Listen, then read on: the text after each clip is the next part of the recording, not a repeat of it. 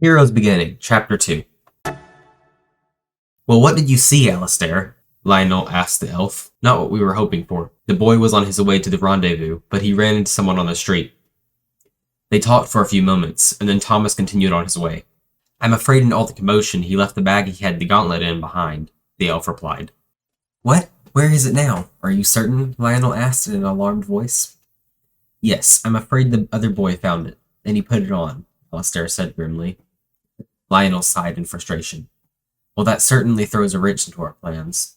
Do you have a name for this mystery boy? That is the worst news of all. He's the one person who we weren't supposed to drag into this. It was Drake 80, Alistair said. Lionel groaned and pinched the bridge of his nose. That changes things a lot, he said. I promised myself Thomas was the last one. I refuse to endanger any more lives. Not after what happened. Not after... Lionel shuddered at the memory of that terrible night. My friend, I don't believe we have much control over what happens anymore. Drake has the gauntlet, and if he's smart, he'll keep it hidden. But that anonymity won't last forever.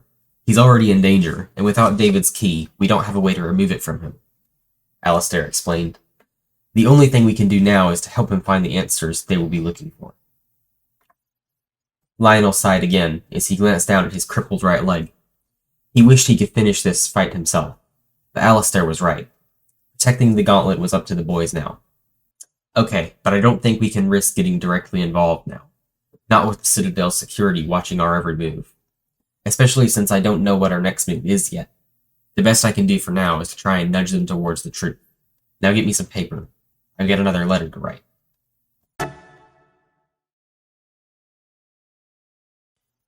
When he woke, Drake found himself in a lush green forest. It was full of massive trees that were bigger than any he'd ever seen before. He climbed to his feet and almost fell again when he saw it. He was still wearing the gauntlet, except now it fit him quite snugly. It took up the majority of his forearm, encasing his entire left hand in its metallic sheen. It didn't feel heavy like he had expected it would. It was comfortable. He couldn't feel a difference between its arms at all. The inside seemed to be covered in a soft yet firm material, but he couldn't say what it was. Probably the strangest thing about it, though, was that he could still feel the wind brush against his fingers, despite the fact they were covered. Then Drake did the most logical thing he could think of. He tried to take the gauntlet off, and found that he couldn't. At first he tried frantically to detach it from his arm. Eventually he stopped. He felt like he was trying to pull off his whole arm. It was stuck. He tried not to panic again, taking several quick, deep breaths to calm down. Then he turned his attention back to his surroundings. He noticed something strange about the forest right away. It was covered in old, broken, and ruined buildings. They were all overgrown with vines and small bushes. Some even had trees growing out of them. Birds glided through the air and landed on tree branches and brick walls. He also noticed that none of the birds were chirping or singing like they should have been, and the air held a strange sense of solemnness. In the trees were blackbirds, too. Ravens, he realized. He felt like they were watching him, with those unsettling, beady black eyes. Sunlight flittered through the forest's leafy canopy ceiling. He wished he remembered how he had gotten there. What if he was trapped? No, he couldn't think like that. He was going to make it out of here, wherever here was. And it was this thought that led him to begin exploring. Off in the distance, he could see the remains of an old castle. It was just a thing, too. He figured if he made it up there, he could find out where he was, or at least which direction he should go. It wasn't a lot to hope for, but at least it was something. Drake definitely didn't know of any castles in Copolis, or anywhere in real life for that matter. Had the gauntlet brought him here somehow? He started to walk towards it. It had a two-tiered slanted roof that was held up by several large stone walls and towers. He could see where time had taken its toll, though. Parts of the roof were caved in, some of the towers were cracked, and some even broken beyond repair. The walls had also fallen into decay, and were beginning to crumble. What in the three moons had happened here? Drake also noticed scorch marks on the walls of the buildings. If his theory about the gauntlet sending him here was right, he had to wonder why it would have sent him here. It was a complete ghost town. He shivered at the thought. As he began to get closer to the remains of what he thought was the center of the village, the area around him began to change. All around him, the all too peaceful and eerily quiet environment of the forest became chaos. Smoke rose to the air as giant trees were replaced by rapidly burning buildings. People who appeared out of nowhere ran around the village in a frenzy of screaming and crying. Looting and fighting broke out in the streets as thieves ran wild. In a matter of minutes, it had risen to become a full-on riot. Horses and wooden carts that carried frightened people to the safety of the hills also carried away thieves, with pockets full of gold. Drake just about had a heart attack when the change happened. He took several steps backward and the scene changed again. He was back in the forest again somehow, but this time he was on the other side of the village, closer to the castle. Thunder boomed overhead, and lightning flashed from dark, foreboding clouds that had filled the sky. After he recovered from his shock, he started towards the castle again. He tried to stay focused on getting there this time, instead of getting distracted by the strange scenery. Drake took slow and deliberate steps, but nothing could have prepared him for what he saw next. He was back in the burning village, and a sound louder than thunder filled the dark sky. Drake thought he saw a terrifying shadow whip over the village. He didn't get a better look at it than that, but the image was forever burned into his mind. The thing that Drake was especially surprised by, though, was how for just a moment he thought he saw the light that had hit the creature split into thousands of colors. It reminded him of one of those kaleidoscope toys small children played with. He stumbled off his feet, and the scene changed again. Now he was in a huge cave, full of gold, and a beast stood in its center. Drake saw a tall warrior wearing a gauntlet, just like the one on his arm. The man stepped up to face the deadly beast. Behind the man was a horde of people wearing rags and carrying makeshift weapons. Drake wasn't sure, but he thought the beast roared with laughter at the hero and his elven mob. The next change came just as abruptly. Drake saw his father pull the gauntlet out of a pile of rubble, and he felt tears stream down his face as a million new questions filled his mind. By now, Drake was used to the slideshow, and when the next change came, he was ready for it. He was suddenly standing directly in front of the castle. He was surprised, but he didn't falter backward. For a moment, the fires and screaming people were back. Then just as quickly, the smoke disappeared, and there was no longer anyone running around the small village, although it had now started raining lightly. As he looked around the remains of the village, nothing seemed out of place. Before him lay a broken archway and a staircase leading up into the castle's main gate. He looked up at the arch and stared at it intently. It was covered in some strange and foreign symbols that he didn't understand. By now he knew that anything he did seemed to change the scene around him dramatically. He reached out his hand to touch the symbols on the arch, and once again, the world around him changed. The rain stopped and smoke filled the air for a third time from the fires that raged against the village. At the top of the stairs, he thought he could see a silhouette of someone through the smoke. Drake didn't know how, but he felt like he recognized the person. Whoever it was must have seen him, because a second later, the silhouette disappeared into the castle. He took his hand off the arch's pillar and took off up the staircase as fast as he could. He chased the man into the castle. Several changes happened around him, but he didn't see them as he was focused on catching up. There was something about the man that kept him moving forward. He continued through the temple, catching glimpses of the man's silver robes darting around corners. Several side rooms lined the walls, but Drake paid them no attention. He kept following the man's path. He turned another corner and saw a lattice door at the back of the hall and ran towards it. He wrenched the door open and jumped through. On the other side of the door was what looked like an old training ground that was now overgrown with brush and vines. Drake pushed through the brush and walked towards the center of the grounds into a grassy clearing. Laying on the ground there was a metal suit of armor. It was a milky silver color. Drake crouched down and reached out with his gauntlet in hand. He touched the armor. Time seemed to slow down until the rain stayed still, hanging in the air. Then time sped up again until the world was going by in flashes of color. When it stopped, Drake found himself standing back in Populous, on top of a steep mountainside cliff, as two people danced dangerously around him. One was the same silver-robed man he had seen outside the castle in all the smoke, except it hadn't been robes that the man was wearing. It was the silver armor that had been sitting on the training ground. The other was a man with piercing eyes like a hawk. He wore short black robes and seemed to radiate power. His face was supremely confident, and in his right hand the man carried a vicious blade. The man wearing armor growled, and he held out the gauntlet defensively in front of him. "You're no match for me, Trison, you know that. I've shown you how powerful I am, and now I will make you pay for your insolence." "You might as well just give up now," the man dressed in black taunted. I'm done being your hunting hound, Tryson shouted. They were warriors. Drake was sure of that.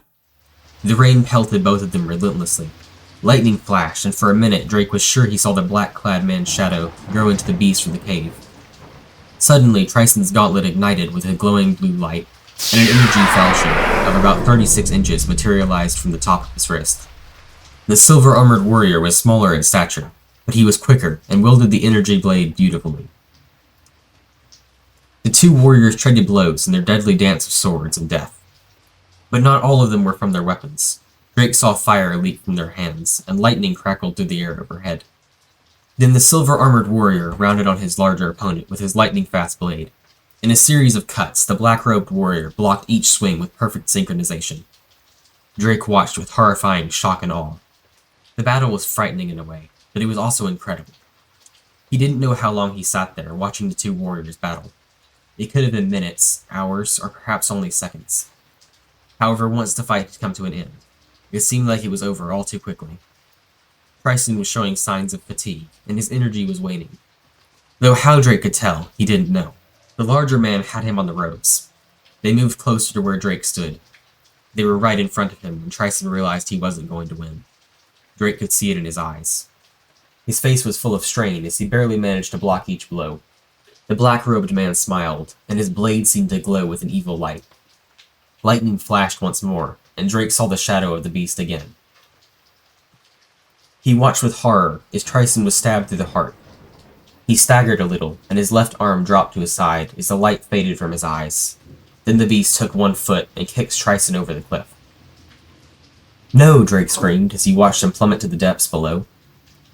The man turned and looked at Drake right in the eyes. Then, smiling, he changed as he grew into the beast, revealing his true form. Drake felt the gauntlet grow warm on his arm, and the energy blade ignited. The beast laughed and blew an evil light from its mouth. Drake raised his sword to shield his face, and then the light hit him, and he woke up. He gasped for air as he sat up. Drake found himself back in the penthouse's great room, lying on a sofa. What had just happened to him, and how had he gotten here? His head was pounding, and he felt like he had been thrown off a building more than once. Once he had caught his breath, he tried to stand up, but he sat back down again when he saw Lord Zachary sitting across from him. The Lord looked quite cross. Drake also realized that he was still wearing the gauntlet.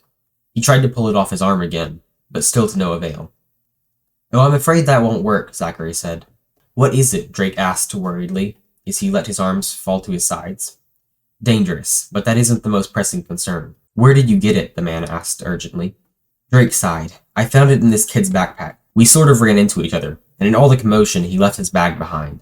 "How did I get back here?" "I had a friend follow you, just to make sure you didn't get into any trouble. But apparently my efforts were in vain. I promised your father I would keep you out of all this, and I'm still going to, even if it kills me," he said, in a whisper so soft Drake almost didn't hear it. "Look, all you need to know for now is that you have to keep that hidden. If anyone saw you with it, you'd be hunted to no end." "Why?" Drake asked, growing more worried by the second. "It doesn't matter as long as no one sees it," Zachary said. Drake could tell he wasn't going to get any answers out of the Lord.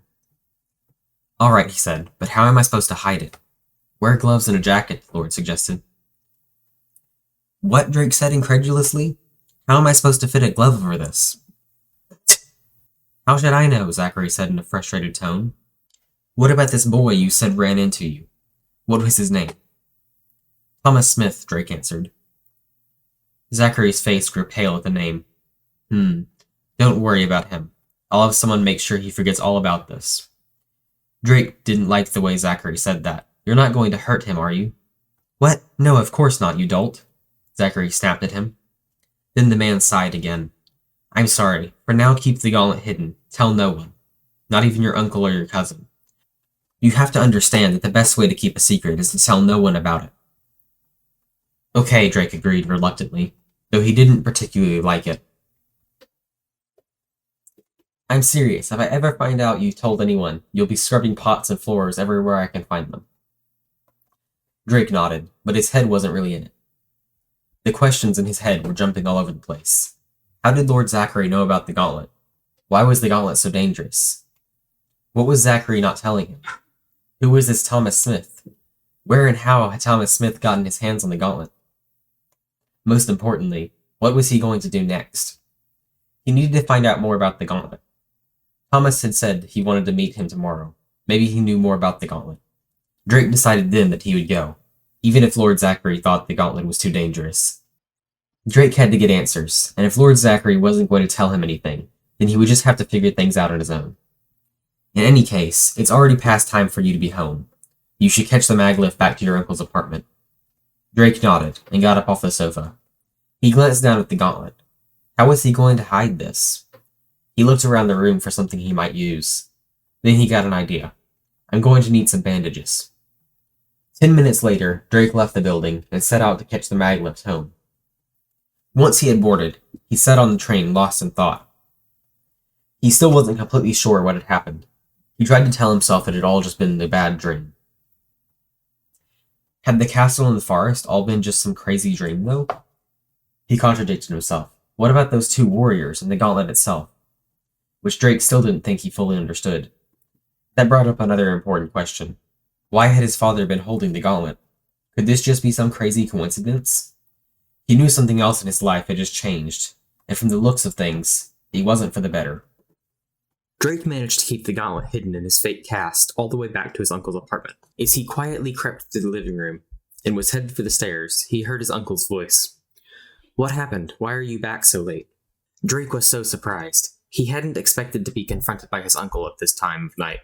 He felt like his heart could pop right out of his chest. The gauntlet wasn't just out in the open, but the cast was something he would still have to explain. He was done for. His uncle would want to make sure his arm was okay. He'd take off the bandages and see the gauntlet, and that would be it. What happened to your arm? Mason asked with alarm. Drake didn't reply. He didn't have a clue of what to say. His uncle kept looking at him. While I'm waiting, Drake tried desperately to think of an excuse. I was in the library this morning, Drake started. That part was true enough, at least. I was organizing Lord Zachary's library, but I fell and sprained my arm, Drake told him. He felt bad about not telling his uncle the truth, but Lord Zachary hadn't been wrong. His uncle would definitely freak out if he knew about the gauntlet. Are you alright? His uncle asked. Drake kept expecting his uncle to call him out for lying. Yeah, I'm fine. Just tired. It's been a crazy day. Lord Zachary insisted that I stay and finish my chores, even with my arm sprained. That's why I'm home so late. His uncle chuckled at Drake's fib. Yeah, that sounds like old Zach for sure. I'm going to go ahead and turn in if that's alright with you, Drake said, wanting desperately to get out of the room. Yeah, go ahead, his uncle said.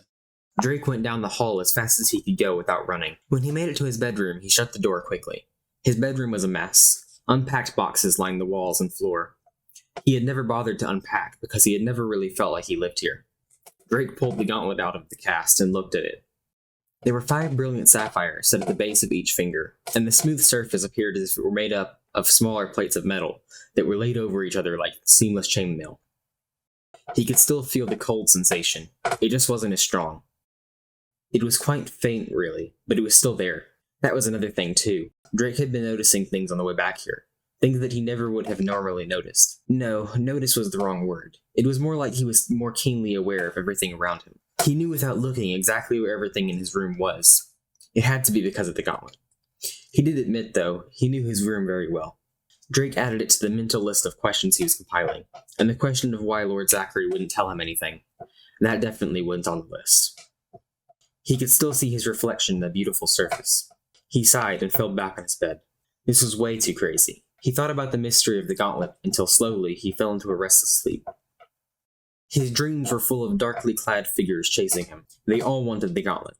In the surrounding darkness all around him, something else was chasing him too. He couldn't tell what it was, but it melted and solidified in and out of the shadows. It was big, and it wanted the gauntlet more than any of the others.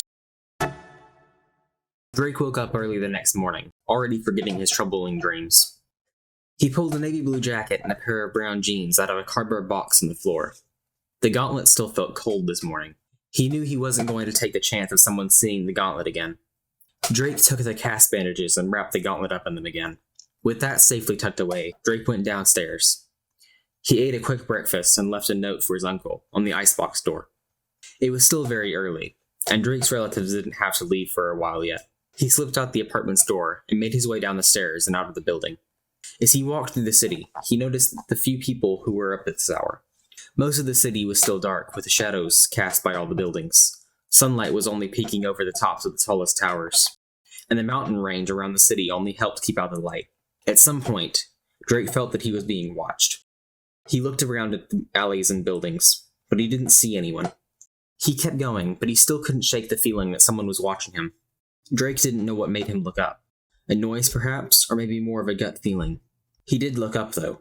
The sky was dark, but Drake felt a very powerful presence above him in the sky. The gauntlet grew colder on his arm, and a chill ran up his spine. Drake couldn't see it well enough to describe it, but he knew it was up there. He knew it was watching him, and he stared right back. Drake felt a wave of fear wash over him, almost like whatever was up there had only just now noticed him, and it was sizing up how much of a threat he was. Drake didn't feel like much of a threat, but he had a terrible feeling that he decided he was. Then he felt the presence depart, but he could still sense it. Deep down, he still knew it was there watching him. Only now it wasn't just curious. Now it was hunting.